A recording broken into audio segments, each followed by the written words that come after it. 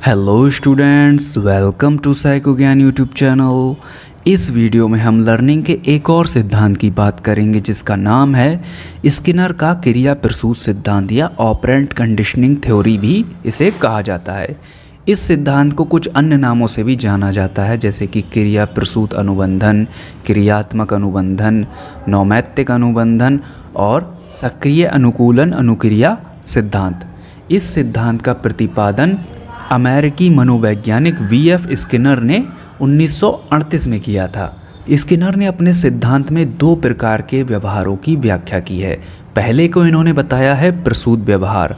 प्रसूत व्यवहार में व्यक्ति अनुक्रिया अपनी स्वेच्छा से करता है, यानी कि अपनी मर्जी से करता है, बिना किसी उद्दीपन के जो व्यवहार करता है उसे प्रसूत व्यवहार कहा जाता है। जैसे एक बच्चे का एक खिलौने से खेलते हुए उस खिलौने को छोड़कर किसी दूसरे खिलौने से खेलने लगना, ये जो है ये प्रसूत व्यवहार का एक एग्जाम्पल है। अब अगर आप ये वीडियो देख रहे हैं तो आप ये अपनी स्वेच्छा से देख रहे हैं, अपनी मर्ज़ी से देख रहे हैं। अगर आप चाहें तो इस वीडियो को छोड़कर जा सकते हैं। तो इस प्रकार का जो व्यवहार है जो हम अपनी इच्छा से, अपनी मर्ज़ी से करते हैं, वो प्रसूत व्यवहार कहा जाता है। स्किनर ने जो दूसरा व्यवहार बताया है उसको नाम दिया है अनुक्रिया व्यवहार। अनुक्रिया व्यवहार किसी उद्दीपन के कारण होता है, जैसे पिन चुभने पर हाथ हटा लेना या तीव्र प्रकाश में जाने पर पलकें झपका लेना। जो इस तरह के व्यवहार हैं ये अनुक्रिया व्यवहार हैं जो हमारे कंट्रोल में नहीं होते और किसी न किसी उद्दीपन के कारण होते हैं। यानी कि पिन चुभी, पहले उसको उद्दीपन मिला, फिर हाथ हटाया। तीव्र प्रकाश यानी कि पहले प्रकाश आया, बाद में पलकें झपकाईं। तो इस प्रकार का जो व्यवहार है वो अनुक्रिया व्यवहार कहलाता है। जैसा कि हम अधिगम के सिद्धांतों में देखते आए हैं, सभी मनोवैज्ञानिकों ने अपने सिद्धांत को सिद्ध करने के लिए किसी न किसी पर प्रयोग किया है। तो स्किनर ने अपना प्रयोग जो है वो चूहे पर किया है। इस प्रयोग को स्किनर बॉक्स के नाम से भी जाना जाता है।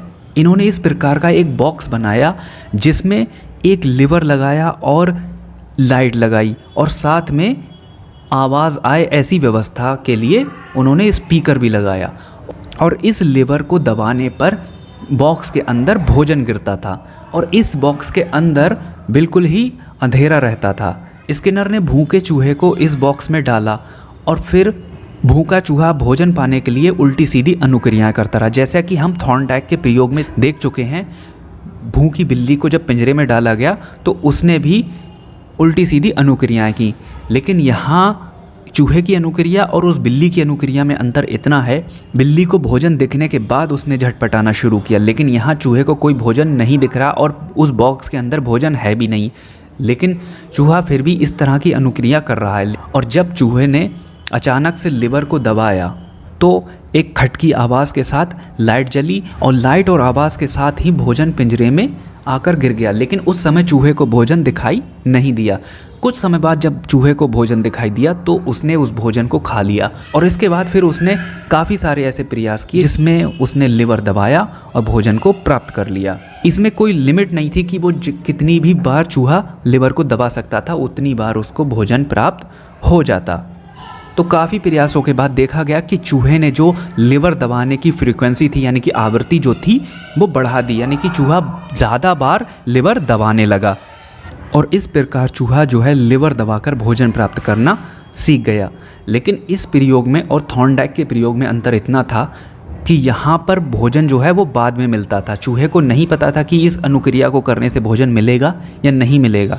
जब उसे भोजन मिलता था तो वो उससे पुनर्वलित होकर दोबारा लिवर दबाता था। स्किनर ने यहाँ भोजन को पुनर्बलन बताया है कि अगर पुनर्बलन मिलता रहेगा तो व्यक्ति उस व्यवहार को दोहराता रहेगा। अब देख लेते हैं कि पुनर्वलन क्या है।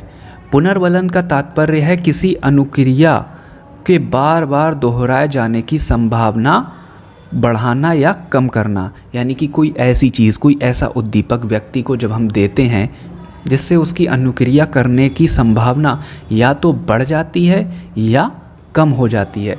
चूहे वाले प्रयोग में जो भोजन पुनर्वलन के रूप में मिल रहा था उससे चूहे की अनुक्रिया करने की संभावना बढ़ रही थी, इसीलिए वो बार बार लिवर को दबा रहा था। पुनर्वलन भी दो प्रकार का होता है। पहला सकारात्मक या धनात्मक पुनर्वलन भी इसको कहते हैं। धनात्मक पुनर्बलन तब दिया जाता है जब किसी कार्य को या किसी व्यवहार को करने की जो संभावना है वो बढ़ाई जाती है, जैसे कि पुरस्कार, प्रशंसा, इस प्रकार की कोई चीज़ जिससे उस व्यवहार को करने की संभावना बढ़ जाए। स्कूल में भी बच्चों को इसीलिए प्राइज़ वगैरह दिए जाते हैं जिससे वो और अच्छा परफॉर्मेंस करें। और ऋणात्मक पुनर्बलन तब दिया जाता है जब अवांछनीय व्यवहारों को दोहराने से रोकना होता है। अगर कोई बच्चा कुछ ऐसी हरकत कर रहा है जिसको उसे नहीं करना चाहिए, उसको करने से रोकना है, तो उसको ऋणात्मक पुनर्बलन दिया जाता है। ऋणात्मक पुनर्बलन होता है जैसे कि दंड देना, किसी को डांटना, फटकारना, इस प्रकार का जो पुनर्बलन है वो ऋणात्मक पुनर्बलन है। पावलव का जो प्राचीन अनुबंधन है और स्किनर का नैमित्तिक अनुबंधन, इसमें जो अंतर पाए जाते हैं वो भी हम देख लेते हैं। प्राचीन अनुबंधन को SR के रूप में व्यक्त किया जाता है। SR यहाँ पर क्या है? S है यहाँ पर स्टिमुलस और R है यहाँ पर रिस्पॉन्स, जबकि नैमित्तिक अनुबंधन जो है वो RS के रूप में व्यक्त किया जाता है। RS यहाँ यानी कि यहाँ पर रिस्पॉन्स पहले आ गया और स्टिमुलस बाद में मिला।